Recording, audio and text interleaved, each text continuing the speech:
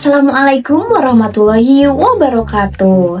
Halo anak-anakku semuanya. Bagaimana kabarnya hari ini? Apakah semuanya baik? Semoga semuanya baik ya, dan harus tetap semangat. Kali ini kita akan membahas salah satu jenis teks yang sering sekali kita temui dalam kehidupan sehari-hari, mulai dari resep masakan, petunjuk penggunaan alat, sampai tutorial membuat kerajinan. Nah, itu semua termasuk ke dalam teks prosedur. Wah, ternyata dekat sekali ya dengan kehidupan kita.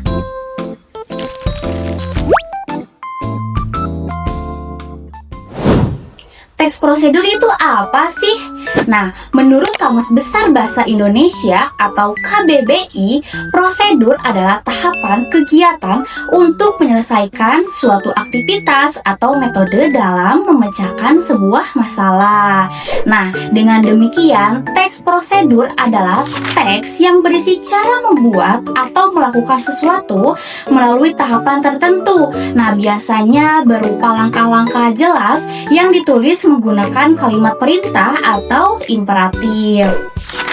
Nah, supaya lebih paham mengenai teks prosedur ini, kita bahas dulu yuk struktur dari teks prosedur. Ada 4 bagian utama. Yang pertama, tujuan. Ini bagian pembuka yang berisi penjelasan tentang apa yang akan dibuat atau dilakukan.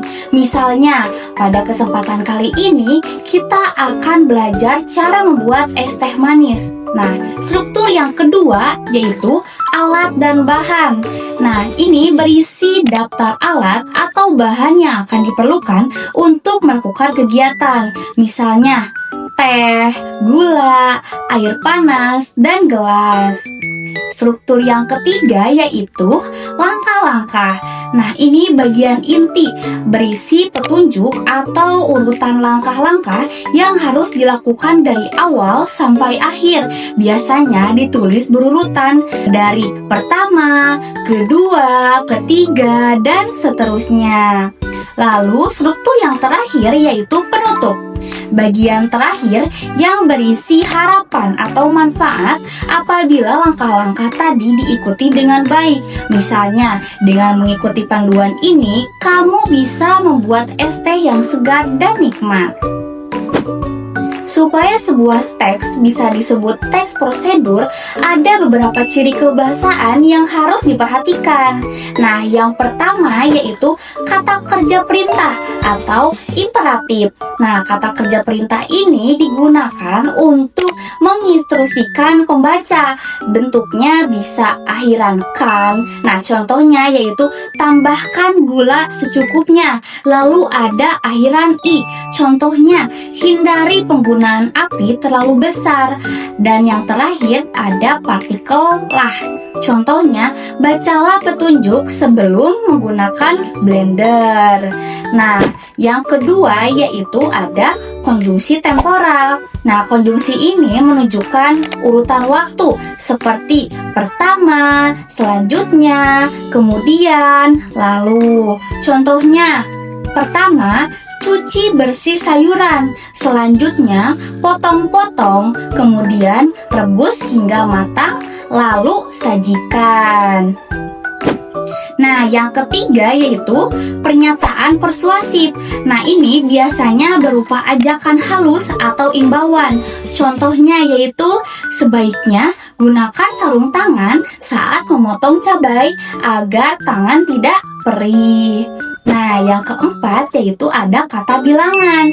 Nah, ini digunakan untuk menandai urutan atau jumlah. Contohnya, pertama, pecahkan 2 butir telur ke dalam mangkuk.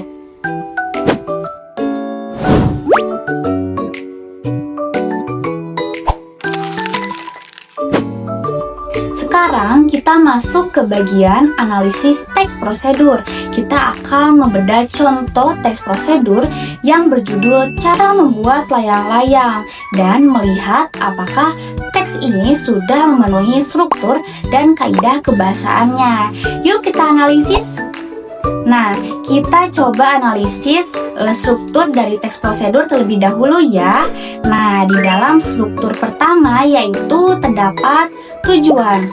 Nah, ini terletak di bagian awal, yaitu layang-layang adalah mainan yang disukai oleh anak-anak hingga dewasa, dan dijelaskan bahwa cara membuatnya cukup sederhana. Nah, bagian ini berfungsi sebagai pengantar tentang apa yang akan dibuat, yaitu layang-layang. Jadi, bagian tujuan sudah terpenuhi.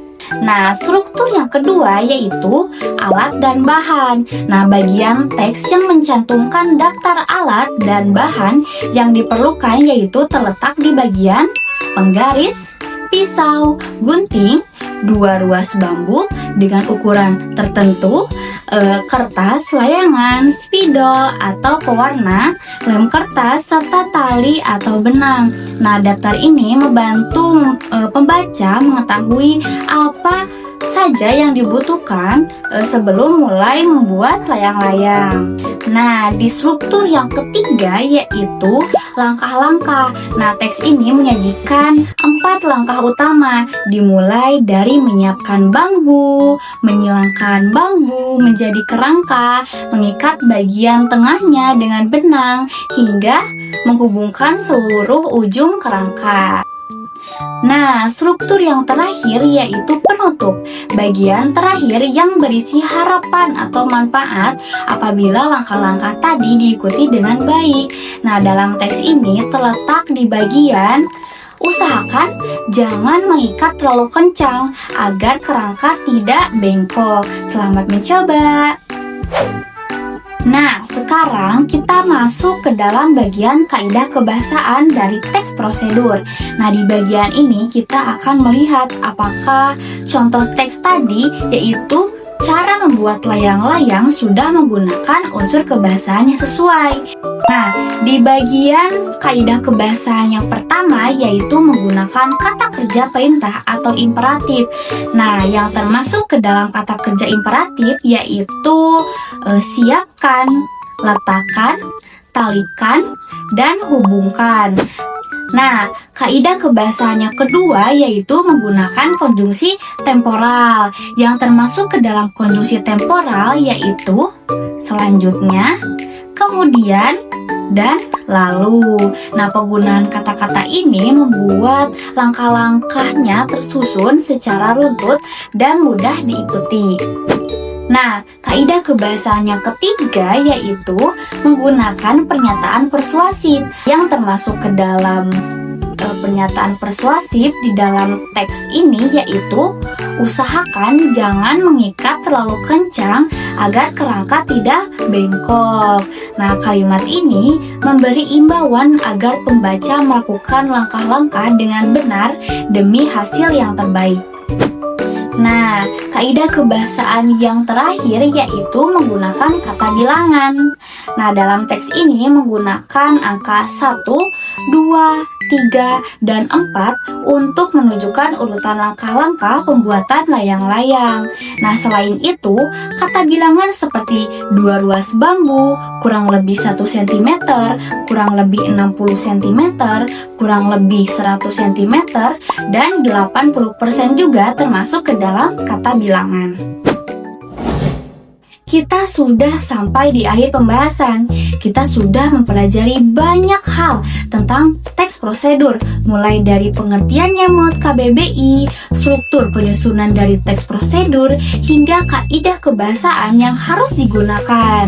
Nah, kita juga sudah menganalisis contoh teks prosedur yang berjudul Cara Membuat Layang-Layang dan melihat bagaimana teks tersebut menerapkan seluruh unsur teks prosedur dengan lengkap, mulai dari tujuan, alat dan bahan, langkah-langkah yang runtut, hingga penutup yang memberikan harapan. Nah, melalui contoh itu juga kita bisa melihat penggunaan kata kerja perintah, konjungsi temporal, pernyataan persuasif, dan kata bilangan yang membuat teks prosedur menjadi jelas, terarah, dan mudah diikuti. Semoga pembahasan ini dapat membantu dan dapat dipahami bagaimana cara menyusun dan menganalisis teks prosedur dengan baik. Sampai jumpa. Wassalamualaikum warahmatullahi wabarakatuh.